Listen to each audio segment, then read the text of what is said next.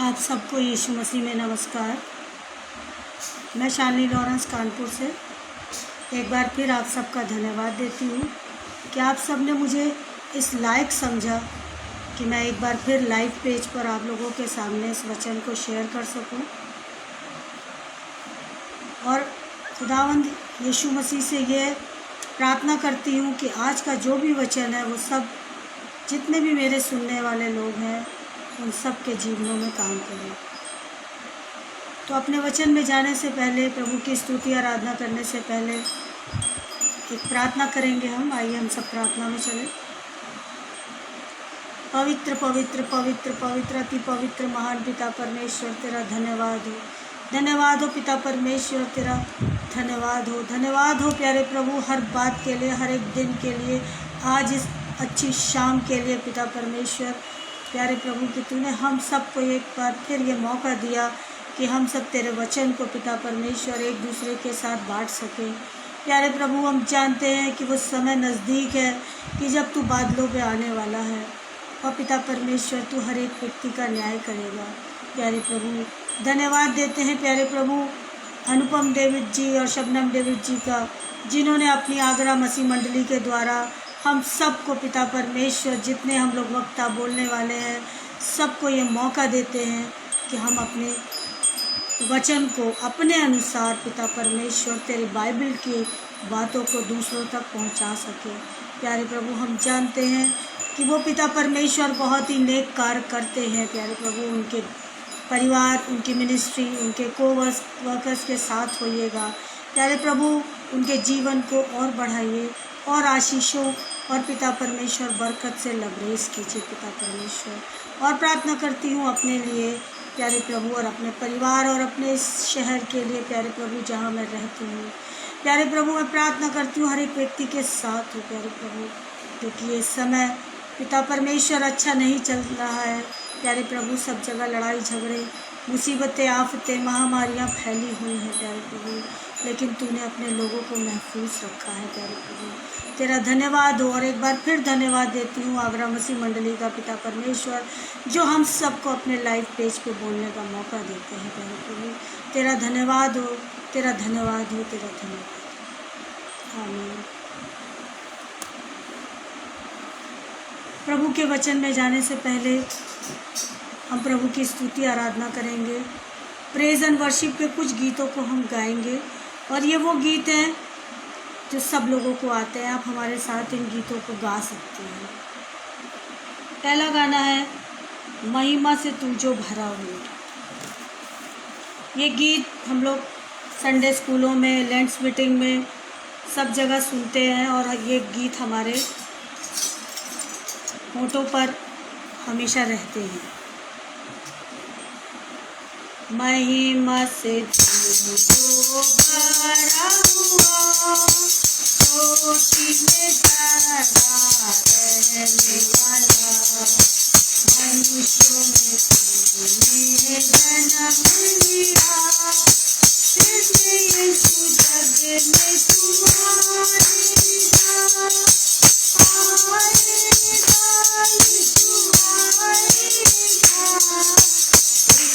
यीशु जग में तू आएगा, मनुष्यों में तूने जन्म लिया, फिर यीशु जग में तू आएगा, भूमि आकाश में समा न सका, मंदिरों में तू रह न सका, नम्रों के धरती में पैदा हुआ, मनों में हमारे घर तू बना, घर तू बना, यीशु घर तू बना, मनों में हमारे घर तू बना, नम्रों के घर में पैदा हुआ, मनों में हमारे घर तू बना, ऐने मिला कर तू ही बचा, लोगों को अपने लिए दिया, आगे बादल में तू ही दिखा, जिसे यीशु अंगना जलवा दिखा, जलवा दिखा, यीशु जलवा दिखा, जिसे यीशु अंगना जलवा दिखा। हमरो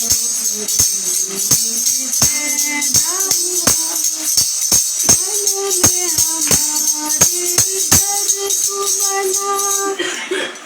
दानियल की तूने प्रार्थना सुनी, ऐसा कि तूने सहायता की।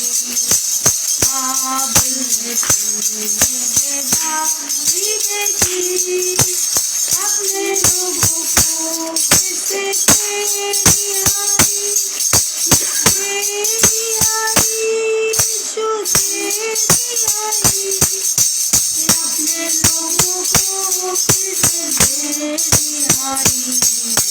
बाबिल में तूने बेदारी देखी, फिर से लोगों को फिर से तेरी आई।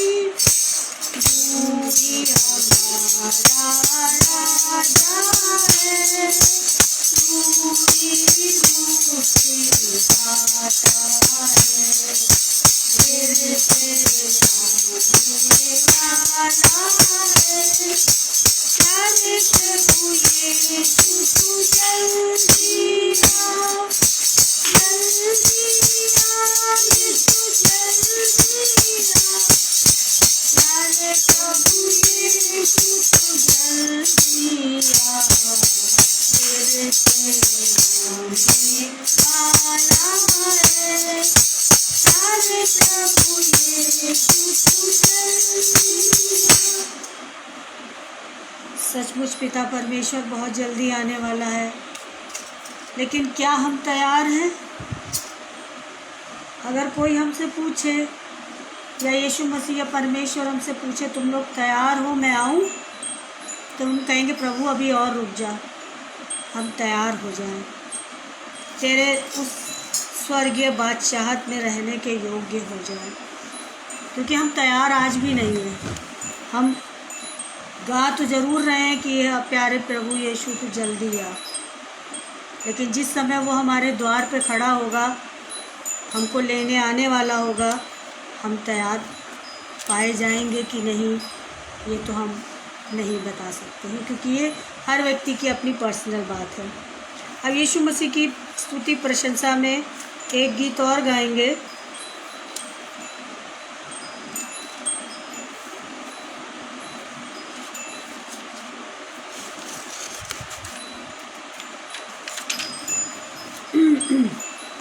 आवाज़ उठाएंगे हम, साज बजाएंगे।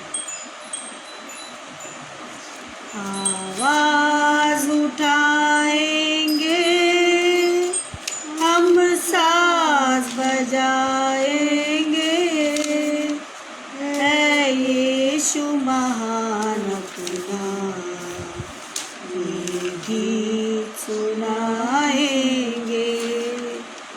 आवाज़ उठाएंगे हम, साज बजाएंगे, है यीशु महान अपना, ये गीत सुनाएंगे।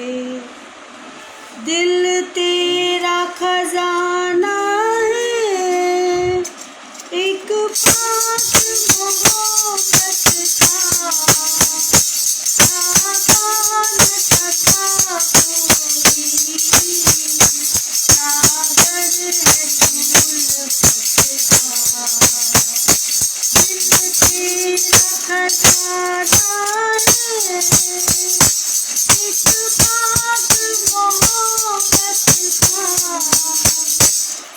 आसान तथा कोई सागर है उल्फत का। हम तेरी मोहब्बत में दिल अपना सजाएंगे, है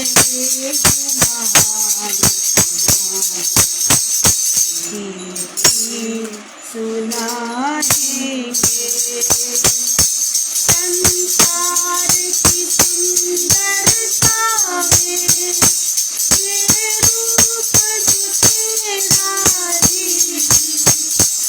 इन चांद सितारों में है रात जो तेरा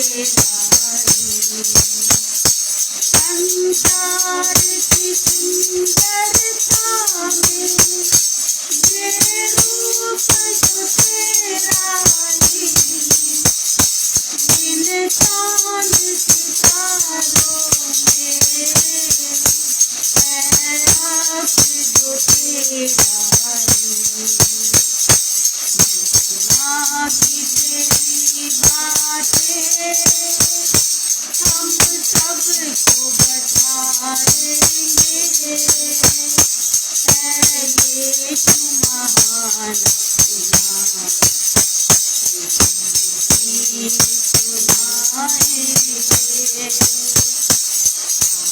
आवाज़ उठाएंगे हम साथ बजाएंगे यीशु महान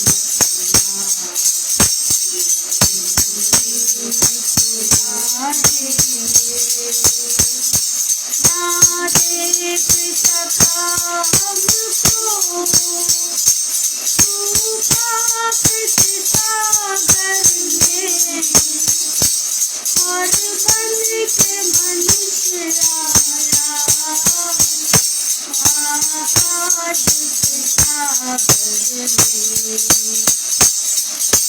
देख सका हमको तू पाप के सागर में और बन के मनुष्य आया आकाश के सागर में सीखा छुटाता है हम सबको बताएंगे यीशु महान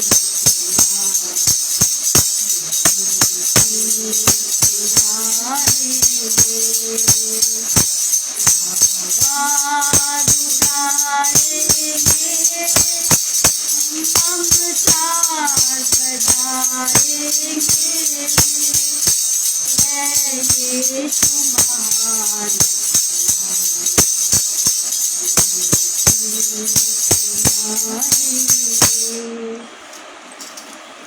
क्या हम सचमुच आवाज़ उठा रहे हैं और अपने मन में या अपने गले से गीतों को गा रहे हैं? अगर सचमुच हम प्रभु की स्तुति प्रशंसा में गीतों को गा रहे हैं तो हमें प्रभु से कोई अलग नहीं कर सकता और हमें इस संसार में प्रभु से अलग रह के जीने का सोचना भी नहीं चाहिए, क्योंकि वही सत्य मार्ग और जीवन है। जो लोग कहते हैं कि सत्य कड़वा होता है, ये बहुत गलत बात है। सत्य तो यीशु मसीह है और यीशु मसीह तो मधु से मीठा है, क्योंकि वो कहता है सत्य मार्ग और जीवन में है। तो जब सत्य यीशु मसीह है तो वो कड़वा नहीं हो सकता। जिन लोगों ने सचमुच यीशु मसीह को ग्रहण किया है उनके लिए यीशु मसीह, और जिन्होंने ग्रहण नहीं किया है उनके लिए भी यीशु मसीह कभी कड़वा नहीं हो सकता। खरा है लेकिन कड़वा नहीं। तो आज का मेरा वचन ना खरे पे है, ना कड़वा पे है, ना सत्य पे है। आज मेरा वचन है मार्ग पे। हम किस मार्ग पे चल रहे हैं? मार्ग मतलब रास्ता, इंग्लिश में इसको बोलेंगे पाथ और वे। हम किस मार्ग पे चल रहे हैं? कौन सा रास्ता जो हमने अपना रखा है? तो अपने वचन में जाने से पहले एक छोटी सी प्रार्थना करेंगे। आइए हम सब प्रार्थना में चलें। सामर्थी सामर्थी सामर्थी अति बलवंत सामर्थी पिता परमेश्वर, सारी सृष्टि के प्रभु, एक बार फिर हम अपने सिरों को तेरे आगे झुकाए हैं प्यारे प्रभु, और तुझसे यही विनती निवेदन करते हैं प्यारे पिता परमेश्वर की जो भी वचन अभी मैं इस लाइव पेज पे बोलती हूँ प्यारे प्रभु, सुनने वालों के दिलों को छेद दे, और जो पिता परमेश्वर तू चाहता है वो कार्य पूरा हो प्यारे प्रभु। अपने बेटी पर पिता परमेश्वर तेरी दया दृष्टि बनी रहे। आमीन। आज का वचन है मार्ग। हम किस मार्ग पे चल रहे हैं, तो मेरे साथ निकालेंगे नीति वचन 16 और उसकी 9 आयत से पढ़ेंगे।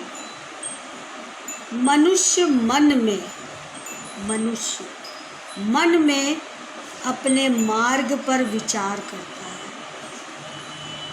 मनुष्य अपने मन में मार्ग पर विचार करता है, परंतु यहोवा ही उसके पैरों को स्थिर करता है।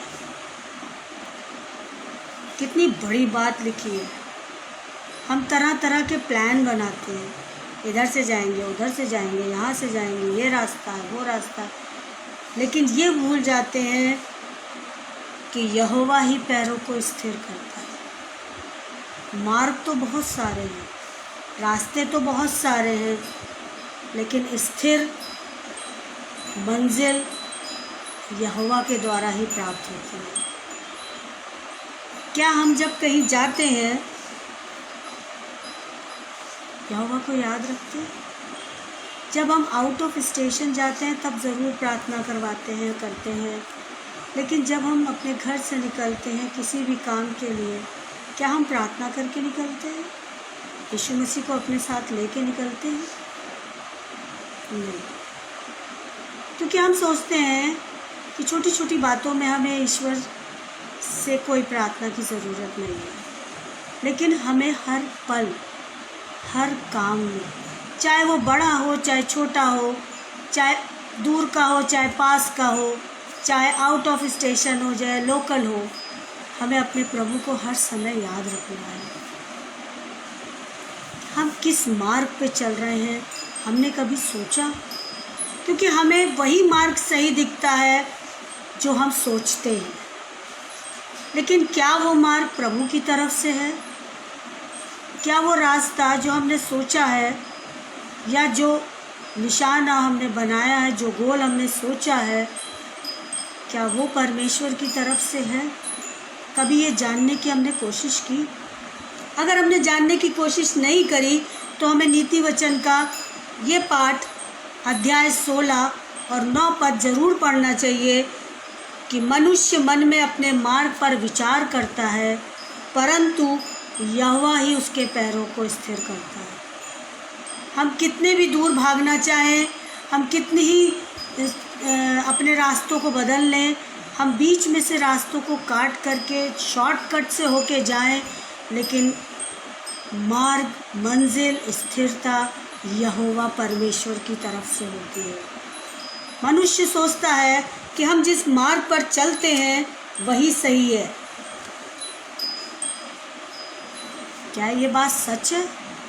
बगैर परमेश्वर के, बगैर यहोवा के हम एक कदम भी नहीं चल सकते, क्योंकि हम उस फूल के समान हैं जो अंधेरा होते ही मुरझा जाता है।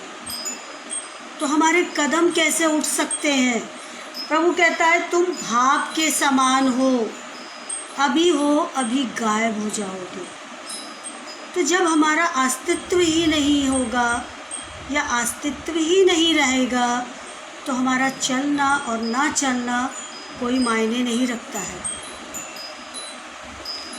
आप लोगों को पता है कि इस समय बड़े बड़े रास्ते चौड़े किए जा रहे हैं, घरों को तोड़ा जा रहा है, पेड़ों को काटा जा रहा है और मार्ग को चौड़ा किया जा रहा है। बड़े बड़े एक्सप्रेस वे बनाए जा रहे हैं। हर जगह घरों को, दुकानों को तोड़ करके सड़कों को चौड़ा बनाया जा रहा है, अच्छा बनाया जा रहा है। और बड़े बड़े यमुना एक्सप्रेस वे और NH-19, NH-2, न जाने कौन कौन से नेशनल हाईवेज़ बन गए हैं। चौड़े चौड़े, जिनसे आदमी बहुत कम समय में जल्दी पहुंच जाता है अपनी मंजिल पर। अगर प्रभु न चाहे तो ये हाईवे पर जाना जल्दी बिल्कुल नहीं है कि कोई हमें इन एक्सप्रेसवे पर, इन एनएच पर बगैर परमेश्वर के ले जा सके। अगर प्रभु की इच्छा ना हो तो हम अपने मार्ग पर चल भी नहीं सकते हैं। ये तो रास्तों की बात है, लेकिन हम अपने जीवन में किस मार्ग पर हैं? अगर प्रभु ना चाहे तो हम किसी मार्ग पर नहीं चल सकते हैं। मेरे प्रियो, मेरे अपनों, मुझे सुनने वाले लोगों,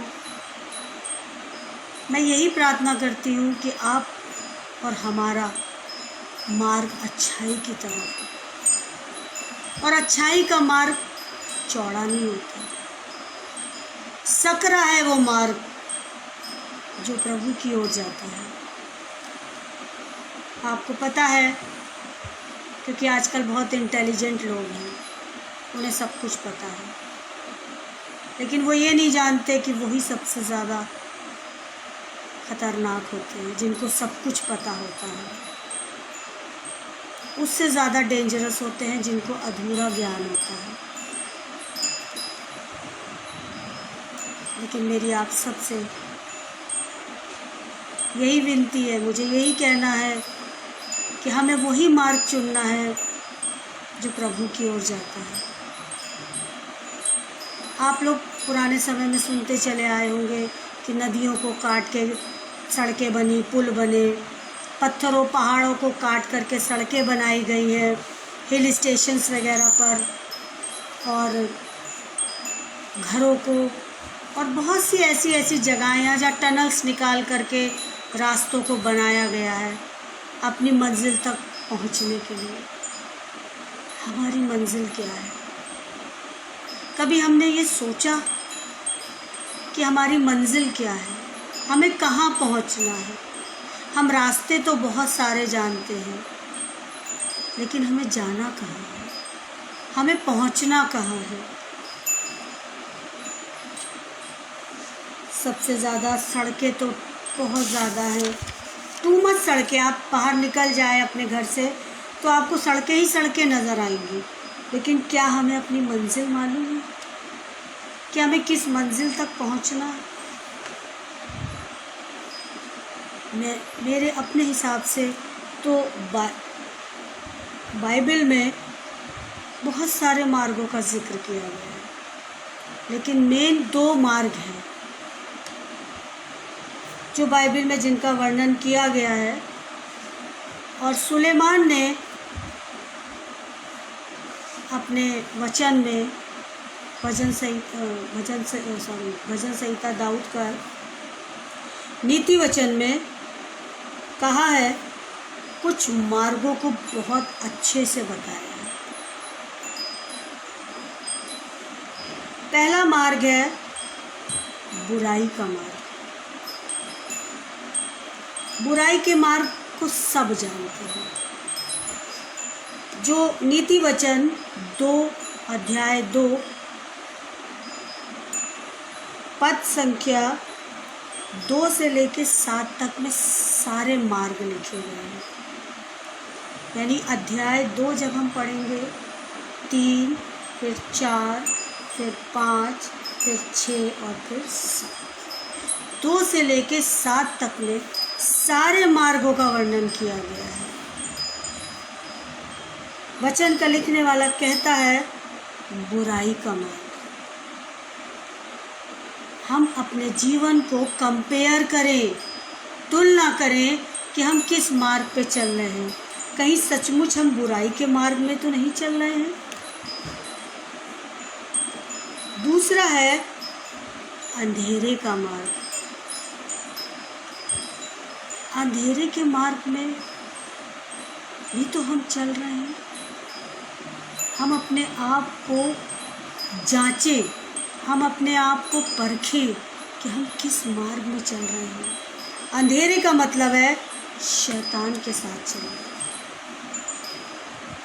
कहीं हम उसके दुष्ट के साथ तो नहीं चल रहे हैं कि हम अपने रोशनी के मार्ग से भटक कर अंधेरे के मार्ग में तो नहीं चले गए हैं।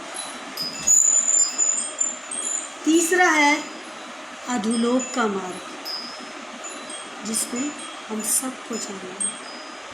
ये तीनों मार्ग मृत्यु को बताते हैं, मृत्यु का रास्ता बताते हैं। बुराई का मार्ग मृत्यु पे जाके ख़त्म होता है, अंधेरे का मार्ग मृत्यु पे जाके ख़त्म होता है, और अधोलोक का मार्ग मृत्यु पर ख़त्म होता है।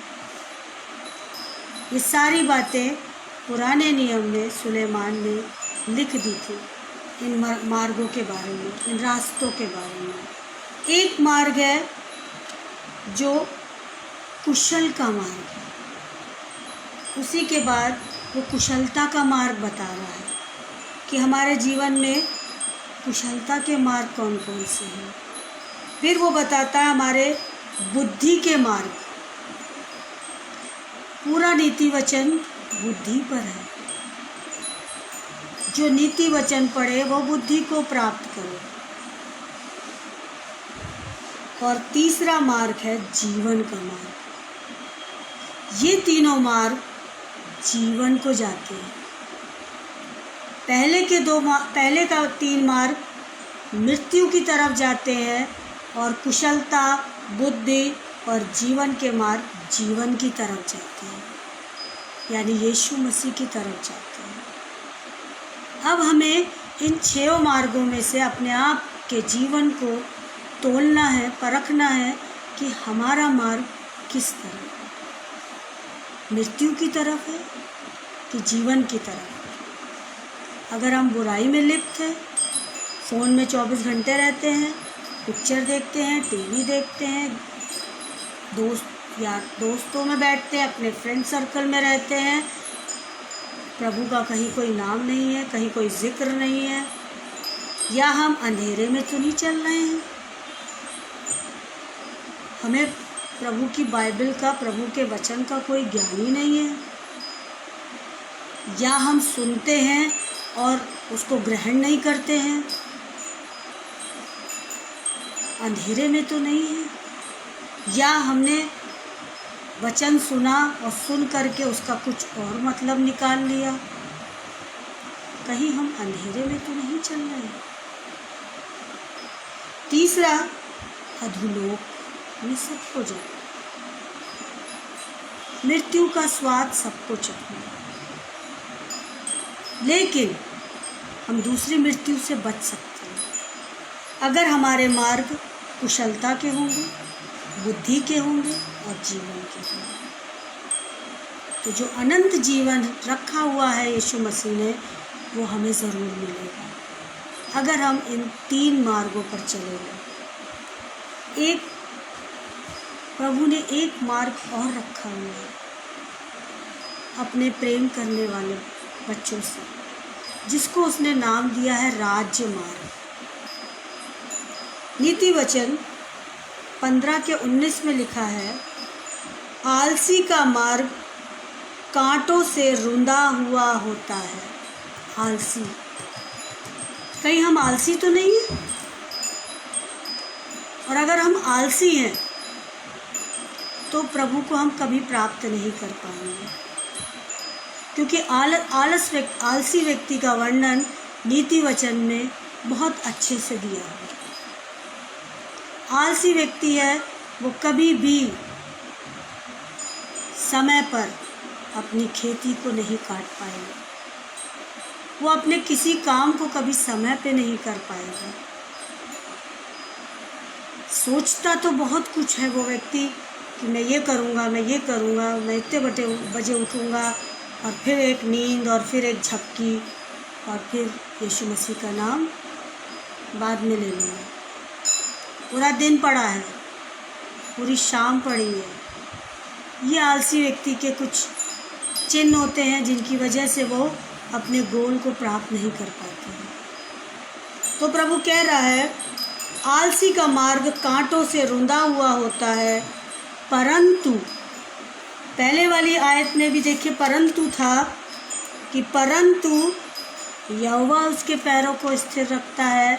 इसमें भी नीति वचन का कहने वाला कहता है परंतु सीधे लोगों का मार्ग राज्य मार्ग ठहरता है। सीधे लोगों का, हमारा किन लोगों के बीच में चुनाव होता है? सीधे लोगों में कि टेढ़े लोगों में? प्रभु कहता है टेढ़े लोगों से बचो, उनके बीच से निकल जाओ। अगर हम सचमुच उनके बीच से निकल रहे हैं, उनके बीच में से हट जाते हैं, तो हम सीधे लोग हैं। हम उलटफेर की बातों से दूर रहते हैं।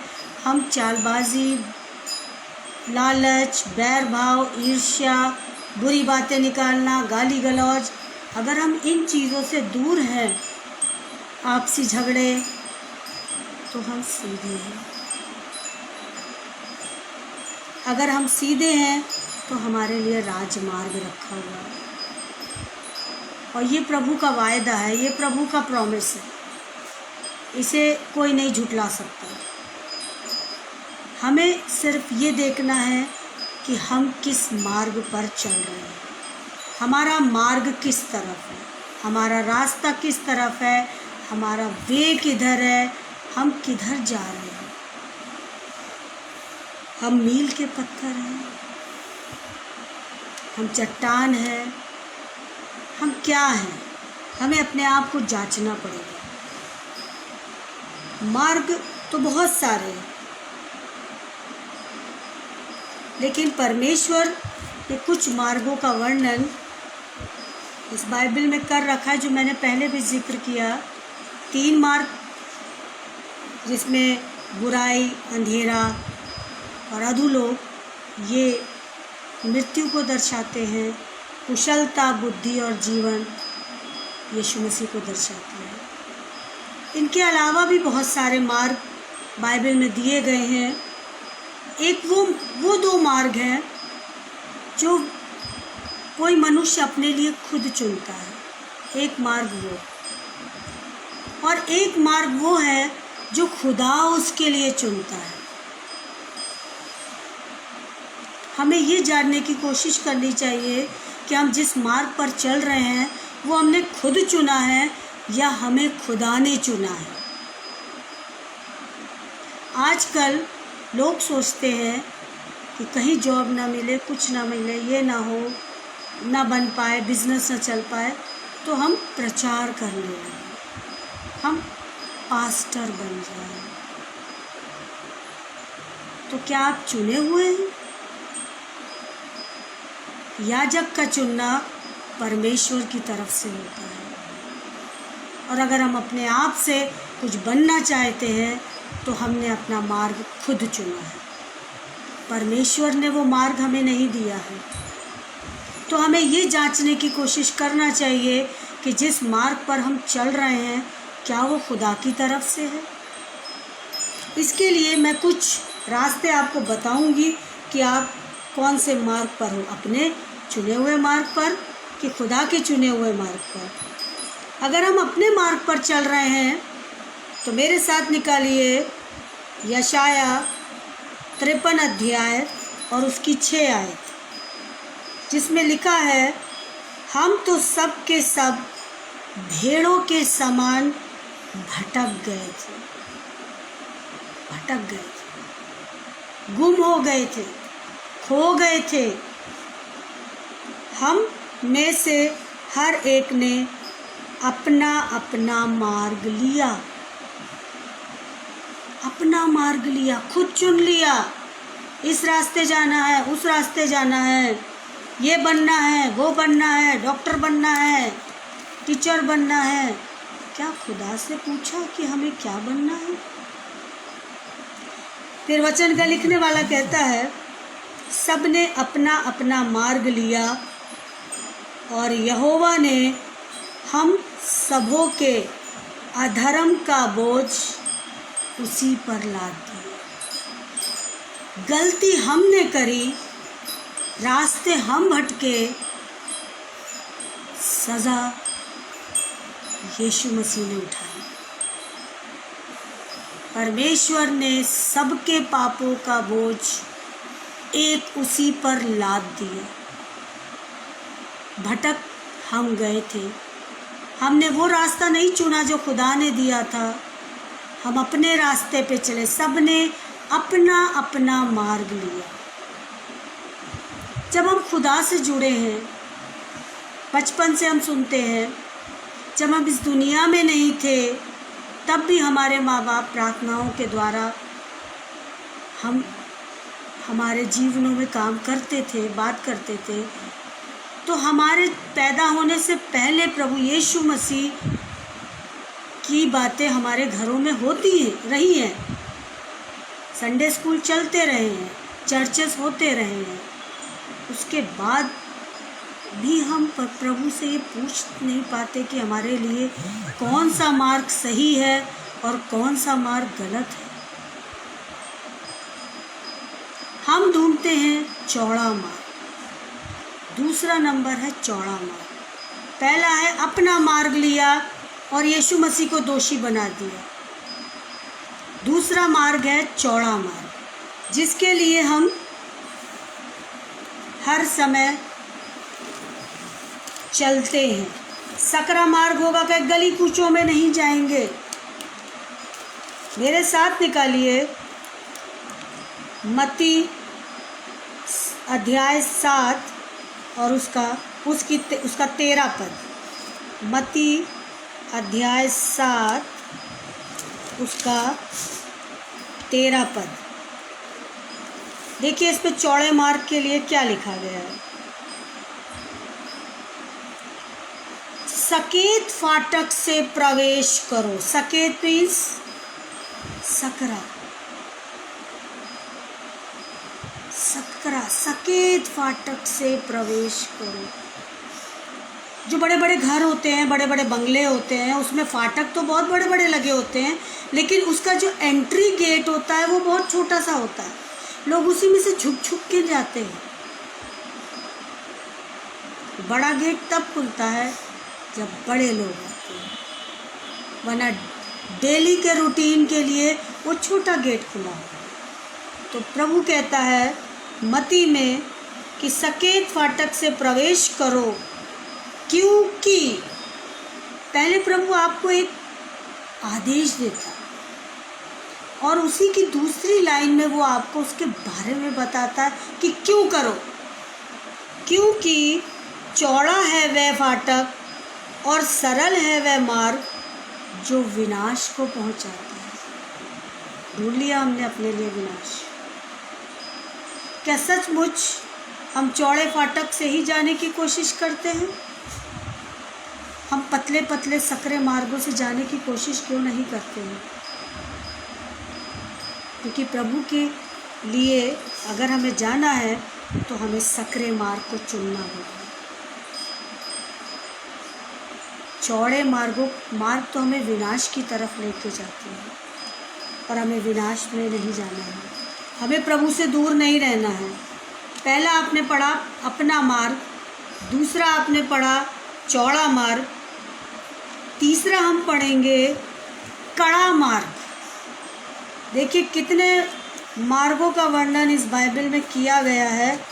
कड़ा मार्ग, और ये आपको मिलेगा नीति वचन के 13 अध्याय के 15 पद में।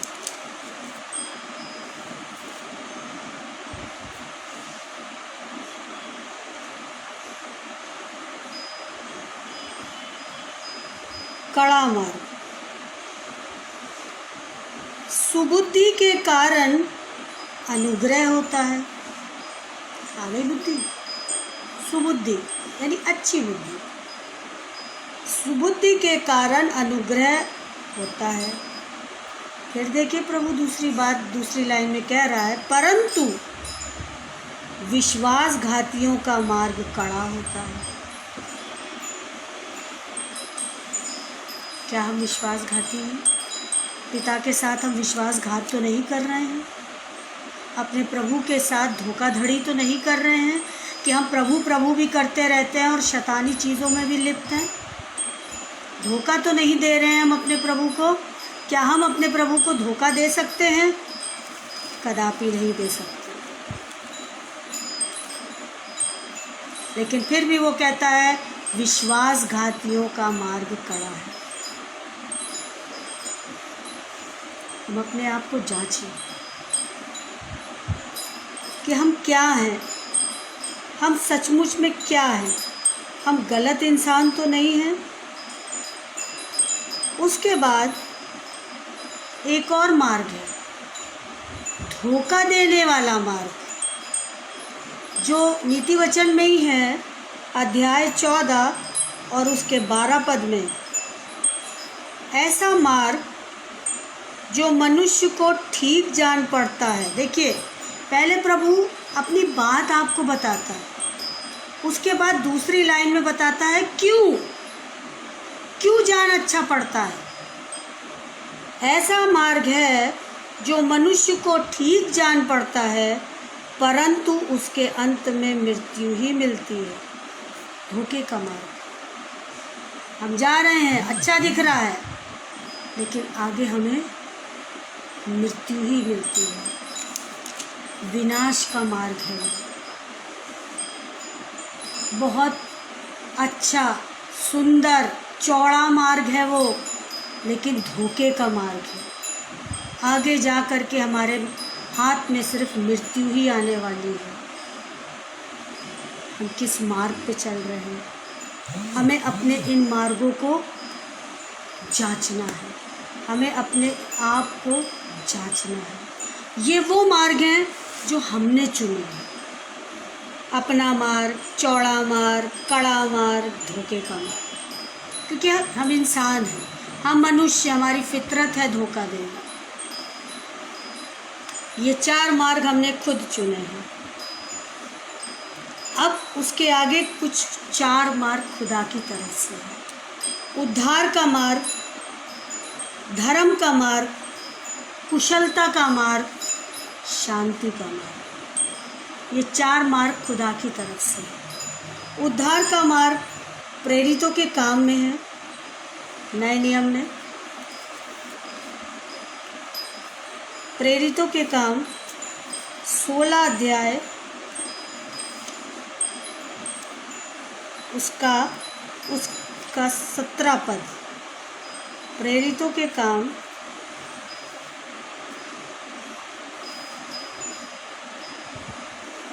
16 अध्याय और उसका 17 पद। देखिए प्रभु क्या कह रहा है। ये मनुष्य परम प्रधान परमेश्वर के दास हैं, जो हमें उद्धार के मार्ग की कथा सुनाते हैं। कौन?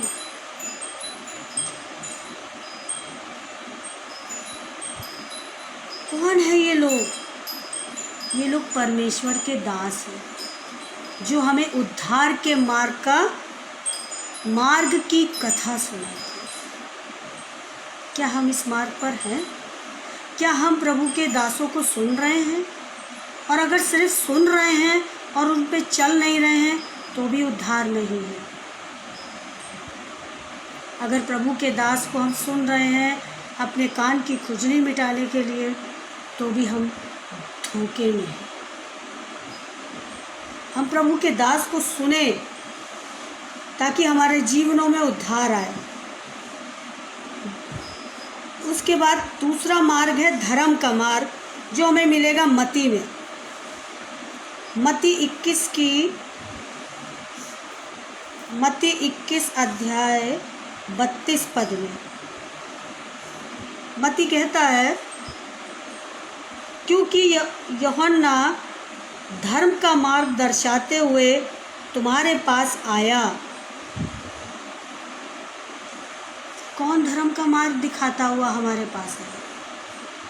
परमेश्वर के दास यूहन्ना। लेकिन उसका किसी ने विश्वास नहीं किया, क्योंकि हमें प्रभु परमेश्वर के दासों को सुनने की आदत ही नहीं है। हम फालतू की चीज़ें सुनते हैं, गाने सुनते हैं, पिक्चरें देखते हैं, बेकार बैठते हैं, गपशप करते हैं, लेकिन प्रभु के दास को सुनने की हमारे पास कोई वजह नहीं है, कोई समय नहीं है। हम अपने आप को उसमें लाना ही नहीं चाहते। ये क्यों नहीं सोचते हैं मेरे प्रियो कि समय बहुत नज़दीक है। और लूका में सुसमाचार में प्रभु कहते हैं कुशलता का मार्ग, कुशलता का मार्ग लूका 1 उसकी 79 में है, हमारे पाँवों को कुशल मार्ग में सीधे चलाए। कौन? प्रभु। प्रभु हमें कुशलता के मार्ग में सीधे चलाए। क्या सचमुच हम कुशलता के मार्गों में चलना चाह रहे हैं? क्या सचमुच हमने अपने रास्ते बदल नहीं लिए हैं? क्यों हम प्रभु के मार्ग पर नहीं चल रहे हैं? हम प्रभु के मार्ग पर जो उसने चुना है हम चल पा रहे हैं कि नहीं? और अगर हम नहीं चल पा रहे हैं तो हमें प्रभु से प्रार्थना करनी चाहिए कि प्रभु मेरी रक्षा कर, मेरी मदद कर, ताकि मैं इन रास्तों पे चल सकूं। क्योंकि जो लोग प्रभु को ग्रहण करते हैं उनके जीवनों से विपत्तियां चली नहीं जाती हैं। जो प्रभु के रास्तों पे चलते हैं या जो प्रभु के दास हैं या जो प्रभु के दासों को सुनते हैं, वो विपत्तियां उनसे दूर नहीं हो जाती हैं, लेकिन प्रभु उनमें विपत्तियों में उनके लिए रास्ता निकालता है। वो धर्मी लोग गिरते तो ज़रूर हैं लेकिन उठते हैं, लेकिन अधर्मी उनमें पड़े रहते हैं। हमें अपने आप को जांचना है कि कहीं सचमुच हम उन विपत्तियों में पड़े तो नहीं हैं। अगर पड़े हैं तो हमारा रास्ता परमेश्वर की तरफ से नहीं है। और अगर हम बच रहे हैं, हम अपने मार्ग में सरल तरीके से चलते चले जा रहे हैं, जैसे मूसा बनी इस्राएल को समुद्र के बीच से रास्ता बना करके लेके चला गया, सरल रास्ता बनाता हुआ, वैसे ही पिता परमेश्वर भी हमारे लिए सरल रास्ता बनाता हुआ आगे ले जाएगा। अगर हम खुदा की चुनी हुई सड़क पर चल रहे हैं तो, खुद की चुनी हुई सड़क पर नहीं, खुदा की चुनी हुई सड़क। तो हमें सबसे पहले अपने आप को जांचना है हम किस मार्ग में चल रहे हैं। उसके बाद सबसे आखिरी मार्ग है शांति का मार्ग, जो बहुत पहले यशाया नबी ने अपनी पुस्तक में लिख दिया था, कुशल का मार्ग। कैसा है कुशल का मार्ग? वो मेरे अपने लोगों ज़रा ध्यान से इस बात में अपने आप को तोलें और समझें कि हम किस रास्ते पे चल रहे हैं, जिसमें प्रभु कहता है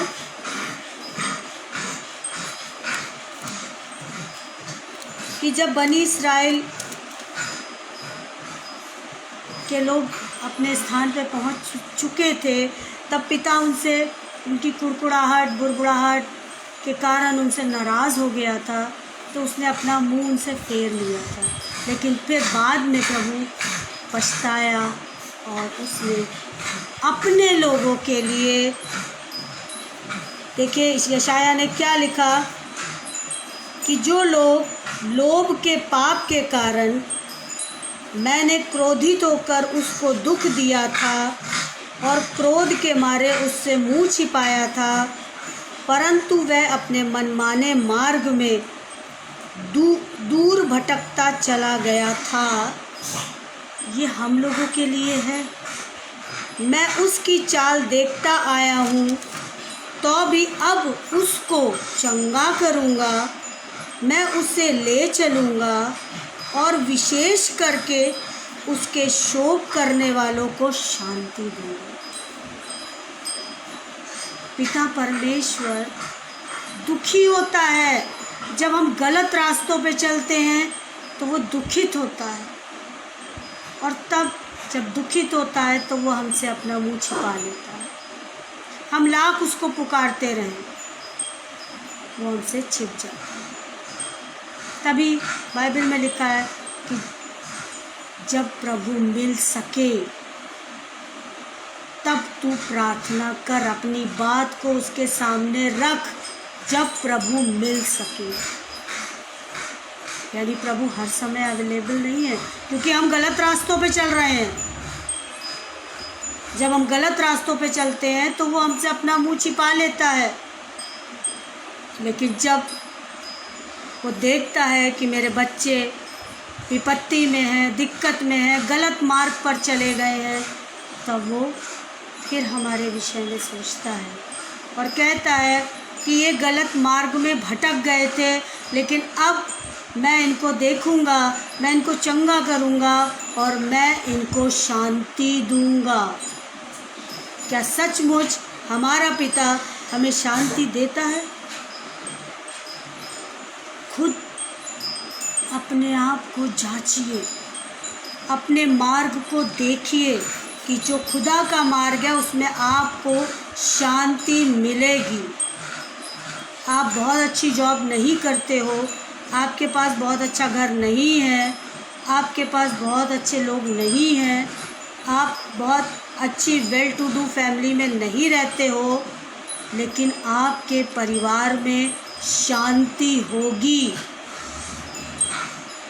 आपके परिवार में उद्धार होगा, आपके परिवार में धर्म होगा, आपके परिवार में कुशलता होगी, आपके परिवार में प्रेम होगा, अपनों के प्रति नहीं बल्कि दूसरों के प्रति भी। लेकिन आपको सबसे पहले ये जांचना है कि आप खुद के मार्ग पर चल रहे हो जो आपने चुना है, या उस मार्ग पर चल रहे हो जो खुदा ने आपको दिया है। इसका आपको प्रार्थना करके खुदा से पूछना पड़ेगा कि प्रभु मेरे जीवन का मार्ग मुझे बता कि मैं किस मार्ग पर चलूं। और देखिए, अगर आप पूरे मन से, पूरे दिल से प्रभु से प्रार्थना करके अपने मार्ग के लिए पूछेंगे तो वो आपको ज़रूर बताएगा। आपकी समस्याओं का पूरा निवारण करेगा, वो आपको छोड़ नहीं देगा। अब आप लोग क्योंकि बाइबल को पढ़ते होंगे तो समझ लीजिए कि यीशु मसीह 30 साल और 33 साल के बीच में जो मिनिस्ट्री करी, सिर्फ उतने ही समय के लिए यीशु मसीह नहीं था। पुराने नियम में यशाया भी कहता है, नीति वचन में सुलेमान भी कहता है, भजन संहिता में दाऊद भी यीशु मसीह के बारे में बताता है कि मेरे प्रभु ने प्रभु से कहा। यहाँ दो प्रभुओं का वर्णन है, एक पिता परमेश्वर और एक यीशु मसीह। तो यीशु मसीह दुनिया में शुरू से था, आरंभ से था,